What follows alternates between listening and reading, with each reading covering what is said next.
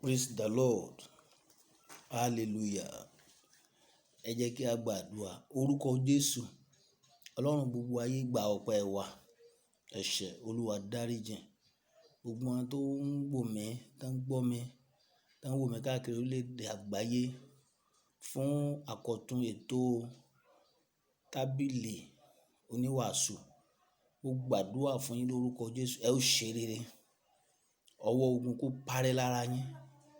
Ẹ̀mí mímọ́ tí ó máa tọ́ yín, tí ó máa darí yín, tẹ́ ó fi máa ṣe ohun gbogbo gẹ́gẹ́ bí ìfẹ́ Ọlọ́run, ó yẹ gbà. Gbogbo wọn tó ń wo tábìlì oníwàásù yìí lọ́sẹ̀ẹ̀sẹ̀, ẹ ó dé ìjọba Ọlọ́run. Gbogbo ìwà tí ò bá tọ́lọ́run ṣiṣẹ́ tó wà nínú ayé olúkúlùkù, Olúwa kó fàánú gbà kúrò. Kára àánú gbà. Gbọ́ àdúrà Jésù Olúwa wa. Mo kí wa lẹ́ẹ̀kan sí fún àkọ́tún tó tábìlì oníwàásù fún títọ̀sẹ̀ yìí. A dúpẹ́ fún ẹ̀yin tẹ́ ń follow wa. A dẹ̀ sọ fún wa pé pàdé ó máa jù ìṣẹ́jú méje mẹ́jọ lọ pẹ́ tán. A ní pé kẹ́ máa subscribe sórí YouTube channel wa Ọláyíwọlá Paul. So kẹ́ máa bá subscribe sí, kẹ́ dẹ̀ máa share ẹ̀ kí pàdé kó tó lè dé gbogbo ibi tó yẹ kó dé. Mo sọ fún wa, mo ní ìmọ̀ bẹ́ẹ̀ yín tẹ́ ń wò wá, ẹ̀ ń pọ̀ tẹ́ ń wò wá, ṣùgbọ́n ẹ máa bá wa share ẹ̀. Ẹ máa share ẹ̀, tẹ́ ẹ sì ń share ẹ̀, ọwọ́ Ọlọ́run á máa gbé ayé yín dìde. Tó bá ti share ẹ̀ lẹ́ẹ̀kan lórúkọ Jésù, wàá ṣe rere. Ọ̀sẹ̀ tó bá ti share ẹ̀, wàá ṣe ire. Ọ̀sẹ̀ yẹn ó máa tẹ̀ ọ́ lọ́wọ́. Evangelism ni, ó dẹ̀ máa dára fún wa. Lọ́sẹ̀ yìí ohun tí mo ní fún wa kì í ṣe nǹkan tó pọ̀. Àdúrà wa yóò gbà nínú ìwé oníwàásù, nínú ìwé òwe orí 22 ẹsẹ̀ kẹ́ni àti kejì ni màá kà. Ìyẹn ni orúkọ rere. Ó ní orúkọ rere sàn ní yíyan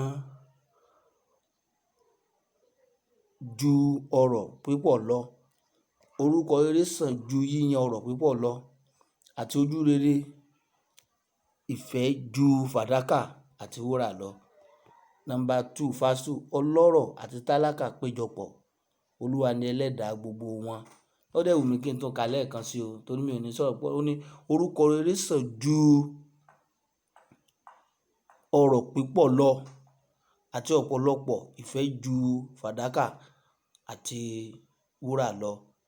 Ọlọ́rọ̀ àti tálákà péjọpọ̀, Olúwa ni ẹlẹ́dàá gbogbo wọn. Olúwa ní kí n bá wa sọ̀rọ̀ lórí nínú orúkọ rere. Kí ló ń ṣe sí ọ̀rọ̀ orúkọ ẹ̀? Owó ló ń wá, ọlá ló ń wá, ògo ló ń wá. Ìwọ náà sá ti blow. Ọlọ́run ní jẹ́ ó blow. Bẹ́ẹ̀ bá ti blow tí ẹ ti ta. Gbogbo àwọn àṣàkáṣà tí ò bá Ọlọ́run ṣiṣẹ́ pọ̀, ẹlẹ́fẹ́ blow. Ẹ̀yin náà fẹ́ blow. Ẹ wá ń wá tí ọ̀sọ́nù kiri. Nígbà tẹ́ ẹ bá lọ tán, kí làwọn èèyàn yóò sọ nípa yín? Òṣìṣẹ́ ìjọba níbi iṣẹ́ tó wà yẹn, ọlọ́pàá ni ó ní, sọ́jà ni ó ní, kí ló ń fi ilẹ̀? Ǹjẹ́ àwọn èèyàn lè rántí orúkọ rẹ? Ẹ wo orílẹ̀-èdè tá a wà yìí. A ti dárúkọ àwọn kan ń bẹ̀ tó jẹ́ pé títí tí ayé yìí ó fi tán, orúkọ wọn ayé ọmọ fi gbàdúrà ni. Àwọn yóò sì máa rántí tán ti ṣe. Àwọn kan tún wà tó jẹ́ pé orúkọ wọn, àwọn ọmọ wọn gan ò lè jẹ́ orúkọ tí wọ́n ń jẹ́. Wọ́n yà change àbí kán mú mi ń bẹ̀ torí bàbá ti balẹ̀ jẹ́. Orúkọ rere sàn ju ọrọ̀ lọ, ó sàn ju wúrà àti fàdákà lọ. Ọlọ́run ti wá sọ̀rọ̀, ó ní àti ọlọ́rọ̀ àti tálíkà ní verse 2 yẹn. Ó ní ọlọ́rọ̀ àti tálíkà péjọpọ̀, Olúwa ni ẹlẹ́dàá gbogbo wọn. Òun lẹ́lẹ́dàá wá, òun lẹ́lẹ́dàá wá, kò ṣẹlẹ́dà mìíràn. Òun lẹ́lẹ́dàá wá. Olúwa náà ni ẹlẹ́dàá olówó, òun ló dá tálíkà. Olúwa ló dẹ́n tó ń sùn láàfin, òun náà ló dá wèrè tó wà ní títì. Ṣùgbọ́n ṣé torí n tó fẹ́ jẹ́ ìlú fífẹ́ borúkọ ara rẹ jẹ́? Orúkọ ó ṣe pàtàkì. Orúkọ ẹlòmíì ti bàjẹ́, ó ti bà orúkọ rẹ̀ jẹ́ fún ìran tí ń bọ̀. Nínú Bíbélì, àwọn orúkọ àwọn kan wà ńbẹ̀ tó ti bàjẹ́. Tí mo fi bá wa sọ̀rọ̀ níjẹjọ, Jeroboamu ọmọ Nebati, orúkọ ẹ̀ ti bàjẹ́. Ta ló lè bímọ tí ó sọ ń Júdásì? Ta ló lè bímọ tí ó sọ ń Jeroboamu? Mo ti ń rìn káàkiri torí àṣìṣe kékeré. Èmi ò tẹ́rẹ́ bí tó bímọ níṣẹ́ tí ó sọ ní Sọ́ọ̀lù. Ẹnìkan jẹ́ Sọ́ọ̀lù nínú Bíbélì. Ó ní Apostle Paul. Olúwa pààrọ̀ orúkọ ẹ̀. Orúkọ ní í ṣe pẹ̀lú ayé èèyàn. Kí ló ń ṣe pẹ̀lú orúkọ rẹ? Kí ló ń ṣe pẹ̀lú orúkọ tó ń jẹ́? àwọn nǹkan kan wà tó jẹ́ pé tó bá ti torí ìfẹ́kúfẹ́ owó torí ibi tó ń lọ ó ti bà ayérayé ọ̀la rẹ jẹ́. mọ́ bọ̀ ọ̀la rẹ jẹ́. ẹlòmíì ti gún ọ̀la rẹ léṣo ní bá ń yọjú ó sì dò tán. ayé ò sì mọ bí ayé ò lè fọlá rẹ tọrọ. owó tẹ́ ẹ ní táyé ò lè fi tọrọ, ilé tẹ́ ẹ kọ́ táyé ò lè fi tọrọ. ẹ ti borúkọ ara yín jẹ́. ó sàn ju wúrà àti fàdákà lọ kéèyàn lórúkọ rere, sàn ju kéèyàn kọ́rọ̀ jọ ọ̀rọ̀ tó kójọ tó jẹ́ pọ̀ pa àwọn èèyàn lẹ́kún ni. owó tó ń gbà ìwọ tó jẹ́ òṣìṣẹ́ ìjọba bọ́yọ́ ọlọ́pàá ni ẹ́ o ti fi bíráìbù bà ayé ara ẹ jẹ́. tó bá rí táyà ní ìṣòwò àmọ́ rìn kiri ọmọ ṣe béjé chájà ń bèèlì kiri ayé. ìwọ tó jẹ́ pé adájọ́ ni ọ́, ilé ẹjọ́ tó ti ń dájọ́, orúkọ rẹ bàjẹ́ lẹ́yìn tó bá kú ńbẹ̀ tán wọn ò lè fọlá ẹ̀ tọrọ mọ́. tún orúkọ rẹ ṣe. orúkọ ní í ṣe pẹ̀lú ayé èèyàn, orúkọ ní í ṣe pẹ̀lú ọ̀la ènìyàn. orúkọ rere sàn ju wúrà lọ. ibi fásitì yẹn ló wá sọ fún ọ pé olówó olówó ọlọ́run lẹ́lẹ́dàá ẹ̀, òun ló dá ọmọ wa tí ò sọnù kiri.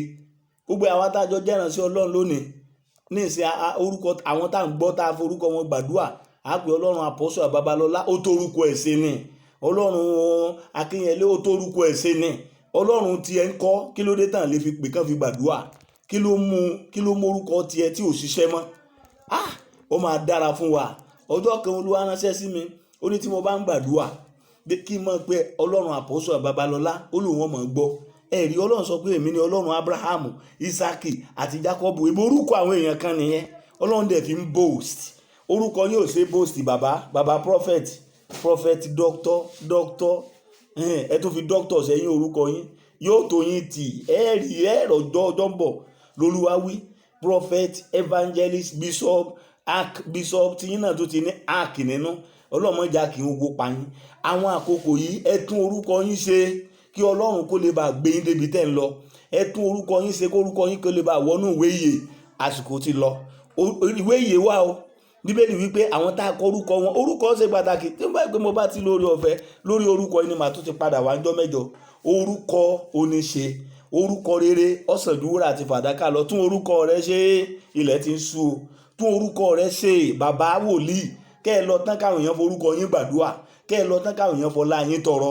ṣùgbọ́n nígbà tó jẹ́ pé nínú èṣù lẹ ti gba gbogbo ń tẹ̀ ń lò, ẹ má borúkọ ara yín jẹ́. ọrọ̀ kíkójọ láìsí orúkọ rere ìbànújẹ́ ọ̀la ni.